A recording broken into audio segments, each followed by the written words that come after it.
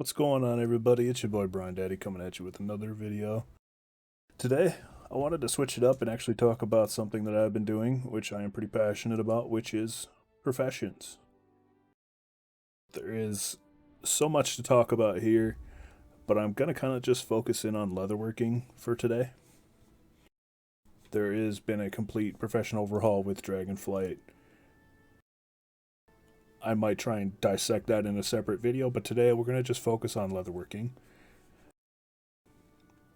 Basically, with the additions of specializations, reagent quality, profession-only secondary stats, the skill levels, professions are much more involved than they have ever been previously.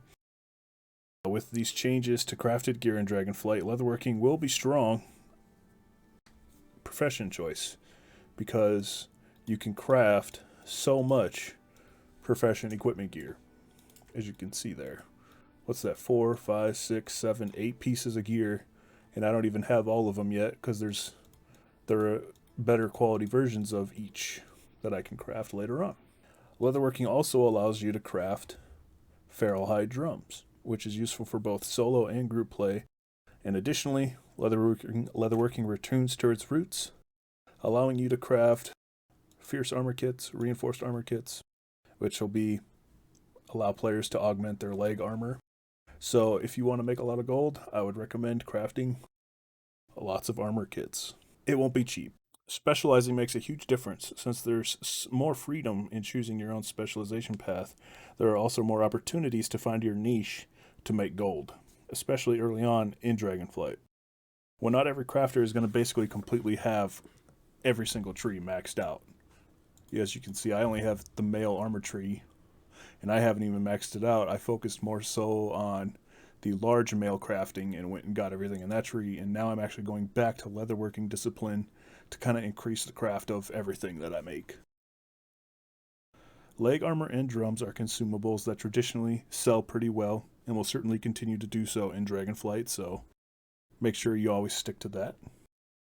Work orders are a new flagship feature that people will be using. So make sure you move your profession forward to be able to get those work order recipes to be able to craft them.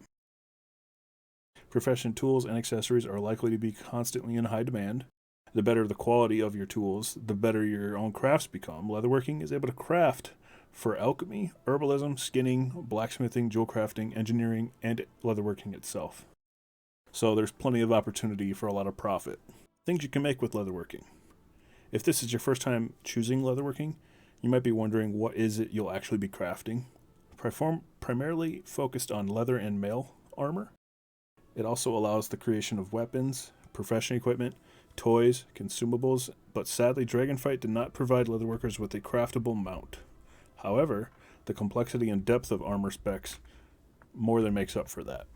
The weapons that you can craft, while nowhere near as involved as blacksmithing, is actually a bone wrought crossbow, which you can see right there, which will be decent for hunters early on.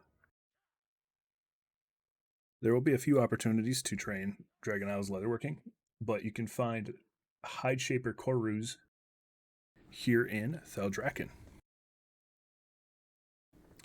There are many different specializations to leatherworking, as I had showed previously.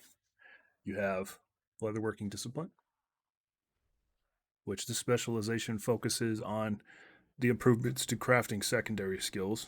You can improve your overall leatherworking skill as well as granting large boosts to crafting, inspiration, resourcefulness, and multicraft. Gain specific bonuses while crafting drums, reagents, and armor kits. Now, if you decide to go with the leather armor crafting route, this specialization grants improved crafting capabilities and the new recipes to leather armor patterns. Specialize into each individual armor stat with chest pieces, helms, shoulders, wrists, legs, gloves, belts, and boots. And you can improve your overall leatherworking skill and grant large boosts to skill, inspiration, and resourcefulness. And the same goes for mail armor specialization, literally the same thing. Increase your skill and pick large mail, intricate mail, shirts, helms, shoulders, bracers, greaves, gauntlets, belts, boots.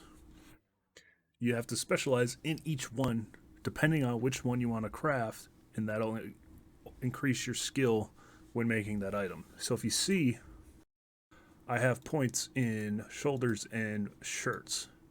So if I go to craft a pair of shoulders, they're going to be 343. But if I go to craft legs, it won't be the same.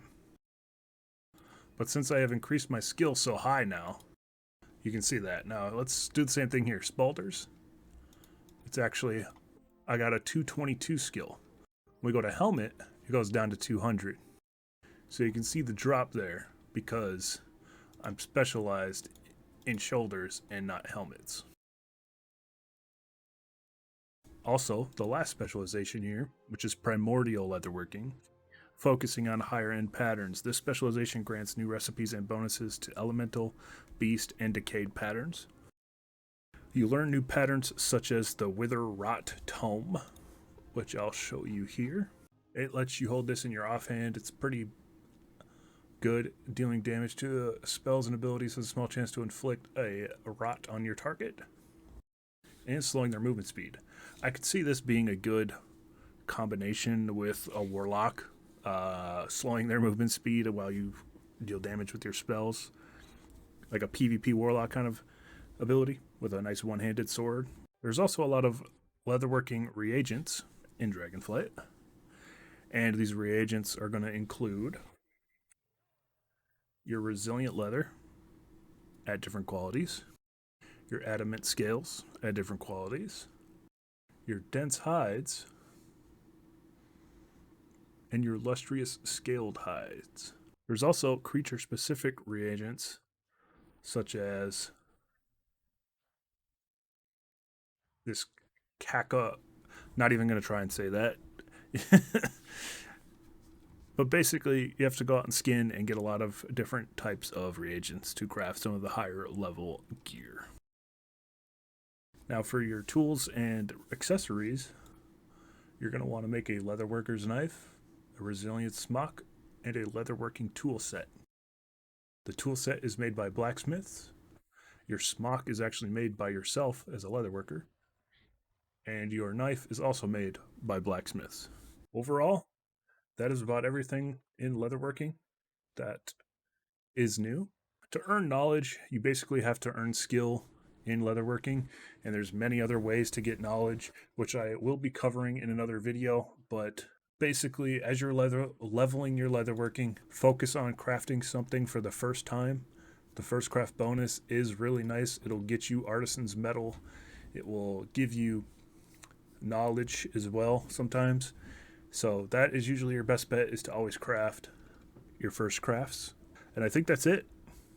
That's all I wanted to cover in today's video. Thank you guys for watching. I am going to be doing more content here around professions as well. Next week we have the launch of the raid, then the launch of the PvE and PvP season. So there's going to be a lot of new stuff to do, people to get excited about. In the meantime, spend these next few days on this weekend just either leveling your characters, getting them caught up, getting them ready to jump into the new season. Alrighty, that's it for this video. Thank you guys for watching. I'll see you in the next one. Peace.